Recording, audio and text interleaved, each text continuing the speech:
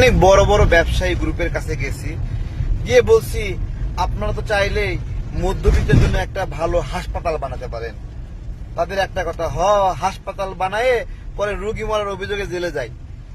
তো এই কথাটা কেন বলতেছি, শিক্ষা ব্যবস্থা বাঁচানোর জন্য এহসানুল হক মিলন ভাই যে যুদ্ধ করতেছেন, এখন সেই রুগী মরে যাওয়ার অপরাধে মানে তার জেলে যাওয়ার অবস্থা। প্রশ্ন ফাঁস, নিয়োগ জালিয়াতি অথবা নকল, আমরা কতটা সাফার করেছি জানেন? বুক ভরা কষ্ট, পরীক্ষা দিলাম কষ্ট করে, বের হয়ে দেখতাম আগেই প্রশ্ন ফাঁস হয়ে গেছে সকালে। নিয়োগ পরীক্ষায় যেতাম, শুক্রবারে পরীক্ষার হলেই শুনতাম প্রশ্ন নাকি আগেই ফাঁস হয়ে গেছে। এছাড়া ডিভাইস জালিয়াতি, চিরকুট সাপ্লাই, নকল সাপ্লাই, কত ধরনের। কেউ যে একটু তার মেধা ও পরিশ্রম সমন্বয় করে কষ্ট করে একটু ভালো করবে, তার স্বপ্ন বুনবে, সেই সুযোগটা ছিল না। টাকা দিয়ে প্রশ্ন কেনেন অথবা প্রক্সি দেন বিভিন্ন ভাবে। তো এই জায়গাটাতে কতটুকু পরিবর্তন ঘটিয়েছেন আমাদের এহসানুল হক মিলন ভাই। আমি এলএলবি পরীক্ষা দিয়েছিলাম সেই অনেক আগে, আওয়ামী লীগ সরকারের আমলে। প্রশ্ন ফাঁস তো কি, সবাই বই দেখেই লিখতো, গণহারে এলএলবিতে বই দেখে লিখছে। খুব কষ্ট। আমি নকল করতে চাই কি চাই না তার চেয়ে গুরুত্বপূর্ণ, প্রত্যেকটা মানুষই সুযোগ পাইলে নাকি খারাপ হয়।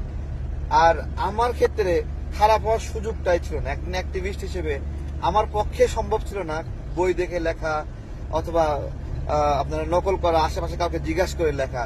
তো নিজের মতো করে যা পড়েছি তাই লিখছিলাম। সব সাবজেক্টে পাস করে এক সাবজেক্টে ফেল করে ফেললাম। তো খুব করে পড়েও ফেল করলাম। কেন এটা হচ্ছিল? আশেপাশে সবাই অ্যাকুরেট লিখছিল, আমার লেখা বইয়ের সঙ্গে মিলছিল না, অ্যাকুরেট, ফেল করে ফেললাম। পরের বার ডক্টর ইউনূসের সময় আবার পরীক্ষা দিলাম। সেই সময় ওই এক সাবজেক্ট পরীক্ষা দিতে গেছি, দেখি যে সবাই আবার দেখে লিখতেছে। সেখানে প্রতিবাদ করলাম, তখন তো প্রতিবাদ করা আমার জন্য সহজ। সেই প্রতিবাদের পরে কলেজের বাইরে সবাই আমাকে মারার জন্য রেডিও ছিল। এরকম একটা ঘটনা যে কেন নকল বন্ধ হলো। তো সেই জায়গায় হইচই করার পরে আমি বের হয়ে আসলাম, তখন আমাকে আবার বসায় দিল। সেইখানে সবার নকল খাইয়ে নিল শুধুমাত্র আমার জন্য। ওই পরীক্ষাটাতে আমি পাশ করলাম। পরে এইবার এহসানুল হক মিলন ভাই যখন শিক্ষামন্ত্রী হলেন, পরীক্ষা দিচ্ছিলাম, পরীক্ষার শুরু হওয়ার আগে এক দফা সবার কাছ থেকে নকল খাইয়ে নিল। এরপরে আবার হয়ে উঠলো মিলন ভাই আসবে। তারপরে নকল বস্তা ভরে সে কায়ে নিয়ে যায়, আর এক দফা সে কায়ে নিয়ে যাবে, তাও নকল শেষ হয় না। এরকম একটা অবস্থা। আমাদের শিক্ষাটা কোন জায়গায় গেছে? যারা নকল নিয়ে তামাশা করে, নকল বন্ধ নিয়ে তামাশা করে, জাস্ট একটা বাস্তবতা যে 3বার 4বার চেক করার পরে বস্তা বস্তা নকল বের হয় ছাত্রদের পকেট থেকে। তাহলে কেউ যদি ইচ্ছা করে যে সে তার মেধার বিকাশ ঘটিয়ে একটা তার রুটি রিজিকের ব্যবস্থা করবে, তার কি সেই সুযোগ থাকে? এখানে কি কম্পিটিশনের ভিত্তিতে বাছাই হবে? তো এইরকম কষ্টের একটা সময় পার হয়ে গেছি। তারপরে এহসানুল হক মিলন ভাই আসলো, আমাদের পরীক্ষার কথা বলতেছি, এই বছরের কথাই বলতেছি, এলএলবি পরীক্ষা দিলাম। জাস্ট উনি আসেননি একদিনও, তারপরেও 5-6টা পরীক্ষা গেল। প্রত্যেকটা পরীক্ষাতে উনার আতঙ্কে আগে থেকে স্যাররা নকল কায়ে নেয়, ছাত্ররা নকল ফালায় দেয়। এই হুলস্থুল চলতে চলতে পরীক্ষাটা শেষ হয়ে গেল। ইনশাল্লাহ পরীক্ষার রেজাল্টও ভালো আসবে, যেহেতু কেউই নকল করতে পারে নাই আর আমি আগে থেকে না দেখে লিখেছি। তো গত কয়েকদিন আগে দেখলাম যে ছাত্ররা আন্দোলন করে কলেজ ভাঙচুর করতেছে। কেন? পরীক্ষার গার্ড কড়াকড়ি হয়েছে। এ কেমন প্রত্যাশা? আমরা কি একটা ভালো ব্যবস্থা স্বপ্ন কখনো দেখব না, যে সবাই নিজের মেধা ও যোগ্যতার বিকাশ ঘটবে? আমি আমার নিকটতম এক ছোট ভাই অনার্স 3rd ইয়ারে পড়ে, সে ইউনিভার্সিটি বানান লিখতে পারে না, স্কুল বানান লিখতে পারে না। কি করবেন? পারে না। এইভাবে গড়ে উঠছে। বাংলাদেশে একটা পরিসংখ্যান করে ইউনিসেফ, এটা 2021-22 সালে পরিসংখ্যানটা করে। 65% শিক্ষার্থী প্রাইমারি শেষ করে বাংলা রিডিং করতে পারে না। এই যে পারে না, কোন জায়গায় সমস্যা, কোন জায়গায় ঘাটতি? শিক্ষকদেরকে একটু টাইট দিতে হবে, তাদেরকে গাইড করতে হবে। এই কাজটি কেউ করেনি। গোলগাল চেহারার অনেক সুন্দর সুন্দর, অনেক সুশীল টাইপের শিক্ষামন্ত্রী আমরা পেয়েছি, অনেক মার্জিত ভদ্র, কিন্তু শিক্ষায় যে কড়াকড়ি আরোপ করবেন এই জায়গাটাতে আমরা পাইনি। সেই জায়গায় এহসানুল হক মিলন ভাই গত কয়েকদিন আগে শিক্ষকদের সাথে একটা মিটিং হলো, সেই জায়গায় কি কঠিন ভাষায় তাদেরকে গাইড করলেন আমরা দেখলাম। এই গাইড ছাড়া কিভাবে জাতি উত্তরণ হবে বলেন? ছাত্রদেরকে দিয়ে উকুন তুলায় নেয়, রান্না করে নেয়, হাত পা টিপে নেয়, শিক্ষার পরিবেশে এই ধরনের ঘটনা ঘটে।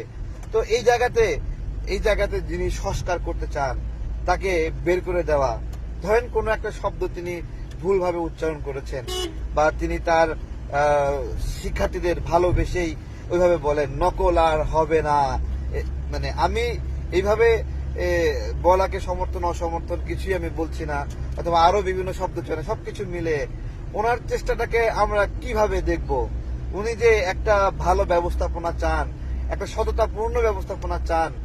আমি অনেস্টলি বলতেছি, এই যে বদলি নিয়ে এত বাণিজ্য হতো, বদলি নিয়ে এত জালিয়াতি হতো, নিয়োগ নিয়ে এত জালিয়াতি হতো, শিক্ষকদের বিষয়ে শিক্ষা মন্ত্রণালয়ে প্রাইমারি শিক্ষা অধিদপ্তর, গণশিক্ষা অধিদপ্তর এত ঘুষ জালিয়াতি হতো, তার 80% উনি এমন ভাবে নিয়ন্ত্রণ করছেন যার কারণে ওই পরিবেশে সবাই তার উপর ক্ষুব্ধ, শিক্ষকরা ক্ষুব্ধ, মন্ত্রণালয়ের লোকেরা ক্ষুব্ধ।